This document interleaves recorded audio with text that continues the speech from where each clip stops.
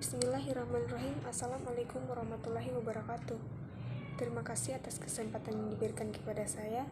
Nama saya Rahmayani, nomor NPM 03 2001326. Saya dari Fakultas Keguruan dan Ilmu Pendidikan, Prodi PGSD. Saya juga merupakan salah satu mahasiswi semester 1 Universitas Muhammadiyah Buton. Tujuan saya membuat video ini yaitu untuk memenuhi tugas yang diberikan oleh dosen beberapa hari yang lalu dalam mata kuliah konsep dan pembelajaran IPA SD kelas rendah. Di video ini saya akan menjelaskan tentang konsep makhluk hidup. Makhluk hidup dibagi menjadi 3, yaitu yang pertama manusia, yang kedua hewan, dan yang ketiga tumbuhan.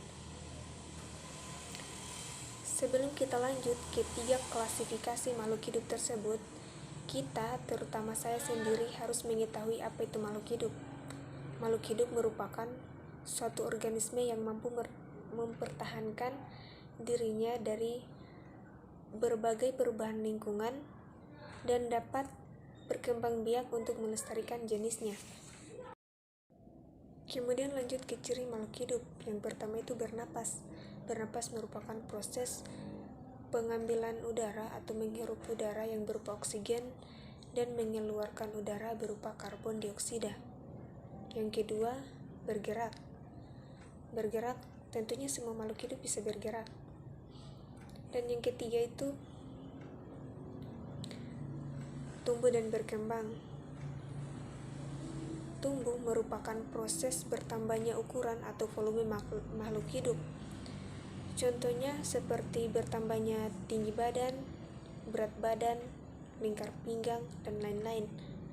Kemudian berkembang. Berkembang merupakan proses menuju kedewasaan yang dipengaruhi oleh hormon, nutrisi, dan lingkungan. Contohnya itu pada manusia, yaitu yang awalnya tengkurap, kemudian merangkak, lalu bisa berdiri. Kemudian yang keempat itu memerlukan nutrisi atau makanan.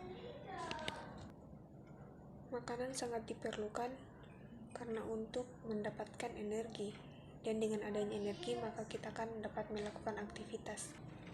Manusia dan hewan untuk memperoleh makanan harus bergantung pada makhluk hidup lainnya atau yang biasa disebut dengan heterotrof.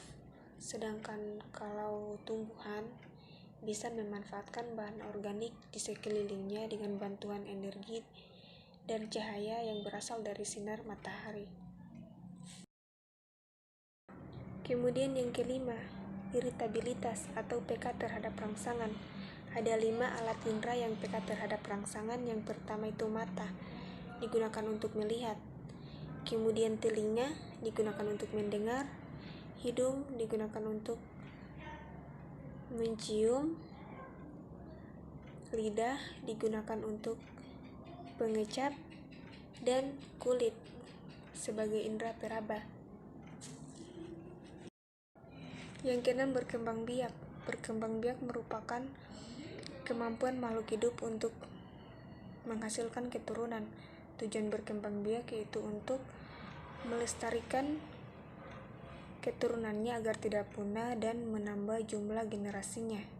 Perkembangbiakan dibagi menjadi 2, yaitu perkembangbiakan secara generatif dan perkembangbiakan secara vegetatif. Perkembangbiakan secara generatif merupakan perkembangbiakan yang melibatkan sel telur dan sel sperma. Sedangkan perkembangbiakan secara vegetatif yaitu perkembangbiakan yang tidak melibatkan sel telur dan sel sperma tetapi melibatkan sel tubuh. Yang ketujuh, adaptasi.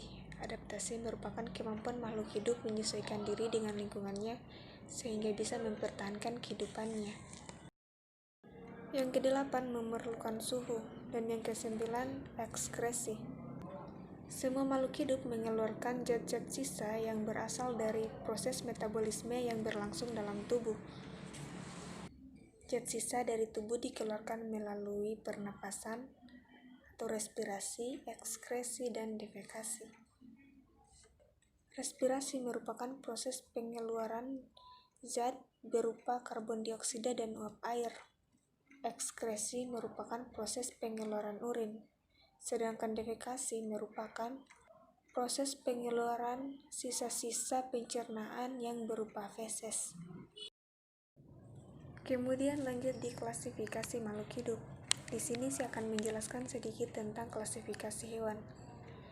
Yang pertama, berdasarkan cara bergeraknya dibagi menjadi 5 kelompok. Yang pertama, berlari, contohnya seperti sapi, kambing, kucing, dan lain-lain. Yang kedua, berenang, contohnya semua jenis ikan.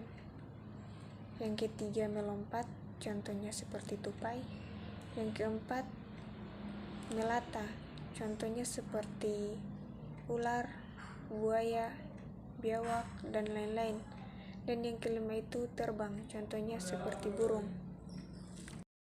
Yang kedua, klasifikasi hewan berdasarkan tempat hidupnya. Berdasarkan tempat hidupnya dikelompokkan menjadi 4. Yang pertama, hewan laut, contohnya seperti ikan pari, kura-kura, ikan hiu, dan lain-lain. Kemudian yang kedua, hewan sungai, contohnya seperti udang, kepiting.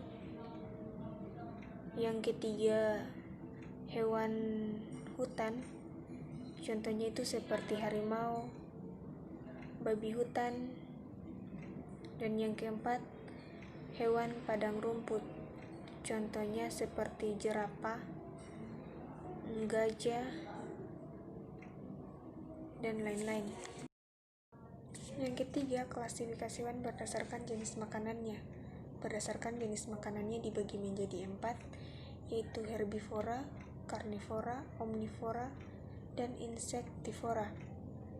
Herbivora merupakan hewan pemakan tumbuhan, contohnya seperti kambing, sapi. Kalau karnivora merupakan hewan pemakan daging, contohnya seperti harimau. Kemudian omnivora merupakan hewan pemakan daging dan tumbuhan, contohnya seperti tikus, kelinci. Kemudian yang keempat adalah insektivora. Insektivora merupakan hewan pemakan serangga, contohnya seperti cicak, kadal, dan lain-lain. Yang keempat, klasifikasi hewan berdasarkan penutup tubuhnya. Berdasarkan penutup tubuhnya dibagi menjadi 5. Yang pertama, berambut, contohnya mamalia. Yang kedua, bersisik, contohnya semua jenis ikan. Yang ketiga, berbulu, contohnya semua jenis burung kecuali unggas. Yang keempat, hewan berlapis kitin, contohnya seperti kalajengking, udang, dan kumbang. Dan yang kelima itu hewan berkulit tanduk, contohnya ular. Yang kelima, klasifikasi hewan berdasarkan perkembangbiakannya. Berdasarkan perkembangbiakannya dibagi menjadi 3, yaitu ovipar, vivipar, dan ovovivipar. Ovipar merupakan hewan bertelur, contohnya seperti ayam. Vivipar merupakan hewan yang melahirkan, contohnya seperti kucing. Dan ovovivipar merupakan hewan yang bertelur melahirkan, contohnya seperti buaya. Baiklah, itu saja yang bisa saya jelaskan. Lebih dan kurangnya mohon dimaafkan. Billahi taufiq wal hidayah. Assalamualaikum warahmatullahi wabarakatuh.